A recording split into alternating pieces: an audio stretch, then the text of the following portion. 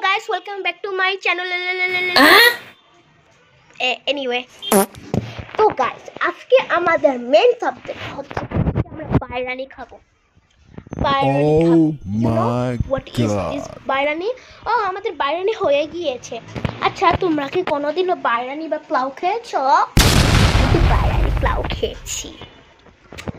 So guys, তোমরা কার আমার মতো ছোচা, তা আবার বাইরানির প্রতি? যেমন ধরো পোলাওর সাথে রেস্টুরেন্ট তো কোনো কথা নেই, পুরো হাত পুত চেটে প্লেট কামড়ে সরি হ্যাঁ প্লেট কামড় দিয়ে তা খাওয়া যায় না। সেটা যদি রাক্ষসের ভাই খক্ষুস হতো তাহলে একটা বুঝে দিত। এনিওয়ে গাইস, আর সেখানে আবার বাইরানির সাথে মাংসের সাথে আলু, তার সাথে স্যালাড। ও জাস্ট গাইস, ওয়াও। আচ্ছা গাইস, তোমাদের একটা সিক্রেট আমি প্রশ্ন করতে চাচ্ছি। এনিওয়ে গাইস, আমি 2 বছর ধরে দাঁত মাজি না, সো আমার দাঁতের থেকে গন্ধ আসতে পারে। যদি আমার তীব্র গন্ধ তোমাদের মোবাইলের যেখানে স্পিকার বের হয় ওদিক দিয়ে আমার দাঁতের গন্ধ বেরিয়ে যেতে পারে। সো এনিওয়ে, তোমরা পারলে মাস্ক পরে ভিডিওটি দেখতে পারো এবং চিল this, enjoy this.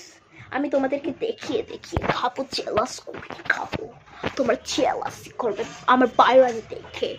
So guys, are you ready কি হয়ে গেছে? খালি এখন বাটিতে ঢালবে। হওয়ার সাথে সাথে কি খাওয়া যায়? হবে মাত্র রাত 10টা না 11টা বাজে।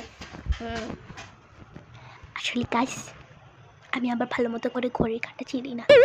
সো এনিওয়ে, আমার দাঁত কোদালের মতো বড়, আর এখানে আমার দাঁত কোদালের মতো দেখে আমার দাঁতের সব মারি উঠে যাচ্ছে।